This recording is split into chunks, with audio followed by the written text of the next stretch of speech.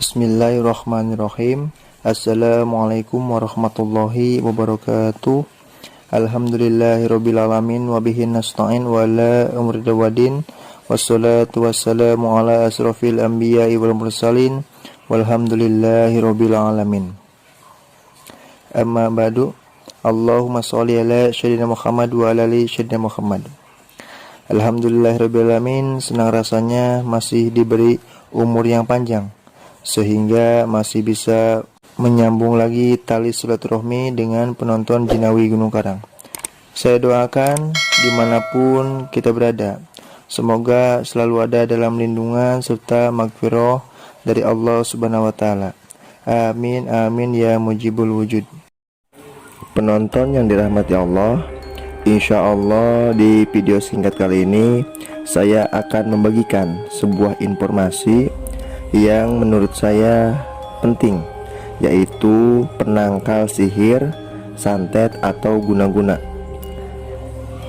Santet atau guna-guna memang bersifat menghancurkan, tergantung orang yang memerintahkan. Ada yang dihancurkan usahanya, ada yang dikirim penyakit ke orangnya atau keluarganya, ada yang dihancurkan rumah tangganya. Macam-macam lah. Maha adil Allah, setiap yang Allah ciptakan berpasang-pasangan tanpa terkecuali. Jika ada ilmu untuk menghancurkan, maka ada ilmu juga untuk memulihkan atau menyembuhkan.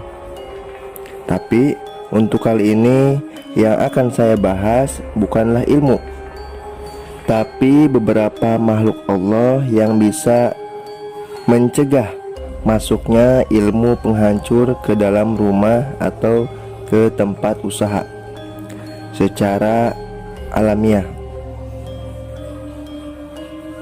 Tidak ada lakon tirakat sama sekali. Nah, apa sajakah itu? Oke, yang pertama yaitu bambu kuning. Cukup Anda tanam di sekitar rumah Anda, boleh di pot atau di tanah langsung. Bambu ini memiliki energi khusus, energi gaib yang khusus. Bahkan ada beberapa ilmu kekebalan badan yang akan luntur jika terkena bambu kuning ini. Insya Allah santet atau guna-guna tidak akan bisa masuk jika di sekitar rumah Anda ada bambu kuning. Selanjutnya yang kedua, pohon bidara. Pohon ini pohon yang dijelaskan dalam Al-Quran. Jin dan makhluk halus takut dengan pohon ini. Dan juga sebuah kisah ketika Rasulullah SAW terkena sihir, beliau diobati dengan daun bidara ini. Maka ketika pohon ini berada di sekitar rumah Anda, maka sihir, gangguan jin yang bersifat menghancurkan insya Allah tidak akan bisa masuk. Cukup ditanam di pot atau di tanah langsung sekitar rumah Anda. Yang selanjutnya, yang ketiga, adanya ikan hidup di sekitar rumah. Bisa di akuarium, bisa juga di kolam. Ketika ada yang mengirim ilmu penghancur, santet atau guna-guna ke rumah Anda, maka yang terkena terlebih dahulu adalah ikan. Contoh, tiba-tiba ikan tersebut mati tidak wajar. Itu menandakan ada kiriman guna-guna atau ilmu penghancur santet ke rumah Anda.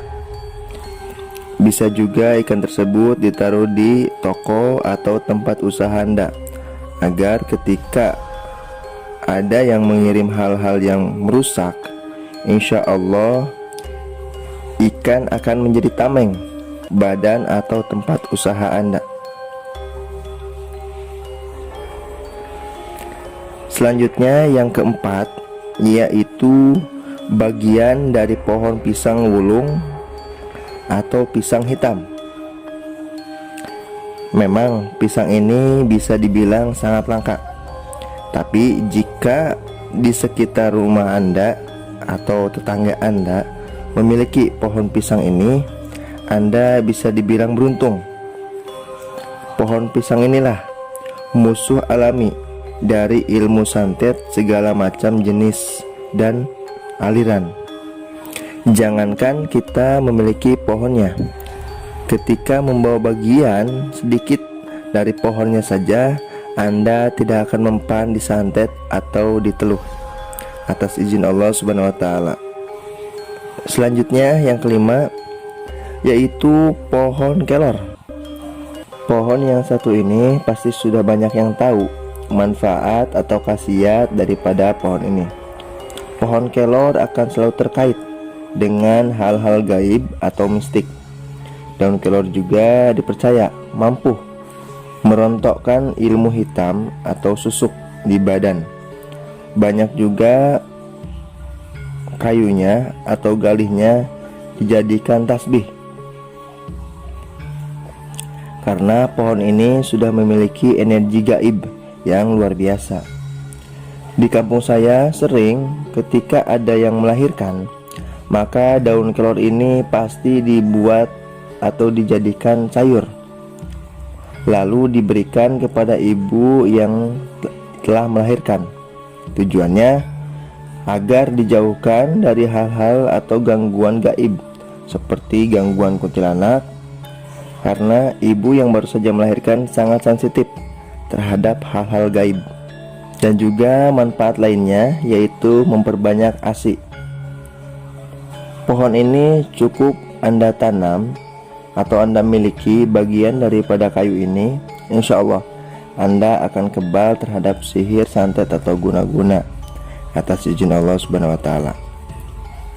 Selanjutnya yang keenam, yaitu tebu ireng atau tebu hitam. Tebu ini memiliki manfaat yang banyak. Salah satunya adalah penahan atau tameng dari segala macam serangan gaib, santet atau guna-guna. Tebu ireng juga dijadikan nama pesantren yang melegenda sampai saat ini. Pohon ini cukup Anda tanam di sekitar rumah Anda. Insya Allah Anda dan keluarga akan dijauhkan dari serangan gaib, guna-guna atau santet atas izin Allah Subhanahu wa taala.